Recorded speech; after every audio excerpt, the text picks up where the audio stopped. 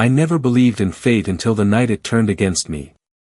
One moment, I was laughing with my wife at her brother's birthday party, holding her hand, believing in our love. The next, I was staring at a message that shattered everything. "Can't wait to see you tonight," it read, but it wasn't from me. For 10 years, I believed I had it all, a devoted wife, a beautiful home, and a marriage built on trust. I worked hard to provide, never doubted her love, never questioned her late nights. We had built a life that seemed unbreakable. People envied us, called us the perfect couple. That night at her brother's birthday, I watched her laugh, her hand resting lightly on my knee. I felt lucky, blessed. But looking back, I realize now that love had blinded me. Because while I was busy cherishing her, she was busy betraying me, and I was the last to know. The message wasn't meant for me. I pulled out my phone in the middle of the party, expecting a work notification.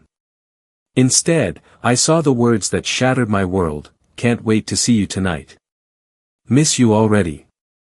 My heart hammered against my ribs. The number was unfamiliar, but the intent was clear. My wife, my best friend, my partner in everything, was lying to me. I turned to her, my mind racing. She was mid-laugh, whispering something into her sister's ear. She had no idea that in that moment, the world we built had collapsed. I wanted to demand answers, to rip the facade apart right there at the table. But I didn't. I swallowed my rage, forced a smile, and slipped my phone back into my pocket. If she could pretend, so could I. The man I was, the trusting, devoted husband, died that night. And in his place, a new version of me was born, a man who didn't cry over betrayal, a man who planned. That night, I couldn't sleep.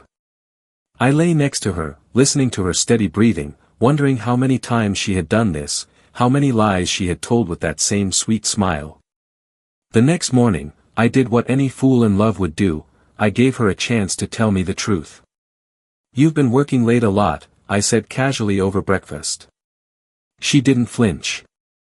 Just sipped her coffee and smiled. "You know how it is, deadlines, meetings. Lies." I had two choices: confront her now and watch her spin more deceit, or be patient and make sure when the truth came out, she wouldn't have anywhere to run. I chose patience. For the next few weeks, I played the part of the devoted husband. I kissed her goodbye in the morning, told her I loved her, made her favorite meals. And behind her back, I started digging. Phone records, bank statements, social media, every breadcrumb she had left, I followed. And soon, I found him. His name was Ryan, a coworker. They had been meeting at a hotel across town every Wednesday, every Friday. While I was working late to provide for us, she was giving herself to him. The pain was unbearable, but pain was no longer my enemy, it was my weapon. I needed proof, undeniable, indisputable proof. So I hired a private investigator. It wasn't cheap, but neither was my pride. A week later, he handed me everything: photos, timestamps, even a recorded conversation. It was all there, her betrayal laid out in full color. Now it was my turn to play the game. I became the perfect husband, more affectionate, more attentive. I left little love notes, planned weekend getaways, made her feel like the most cherished woman alive. She never suspected that while she was sneaking around, I was 2 steps ahead, preparing my final move. I also reached out to Ryan's wife. Yes, he was married too. The irony wasn't lost on me. We met for coffee, 2 strangers bound by betrayal. She cried. I didn't. Together, we devised a plan, a grand, devastating performance they'd never forget. The perfect stage. Our anniversary party. I invited family, friends, even her colleagues, including Ryan. She had no idea she was walking into her own reckoning. She was glowing that night, draped in the dress I had bought her, believing in the illusion I had crafted. I stood beside her, raised my glass, and smiled. To my wife, I began, the woman who taught me that love is just another lie. A ripple of confusion spread across the room. My wife's smile faltered. That's when I pulled out the photos, the receipts, the proof. Gasps. Murmurs. A shattered silence. Ryan's wife stepped forward then, locking eyes with her husband. And to my husband, the man who thought he could betray me and walk away unscathed. Panic. Desperation. My wife turned to me, her face pale. Please, let's talk about this privately. No, I said coldly. You made our marriage a spectacle. It's only fair we end it the same way. And with that, I walked out. The fallout was immediate. My wife lost everything. I filed for divorce the next morning, taking every legal step to ensure she walked away with nothing. Her reputation crumbled. Whispers followed her at work.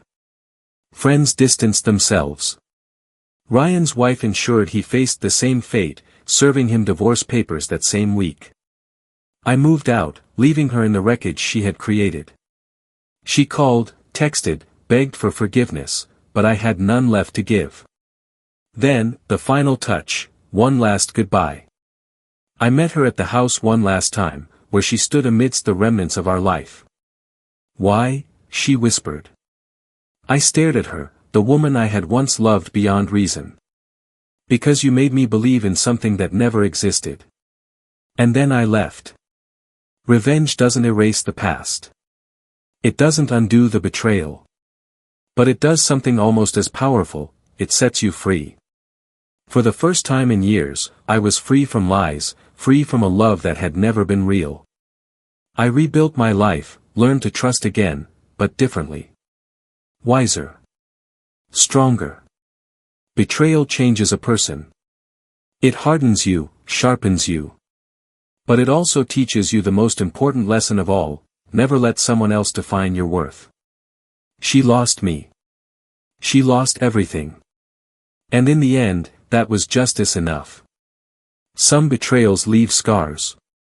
Some wounds never fully heal.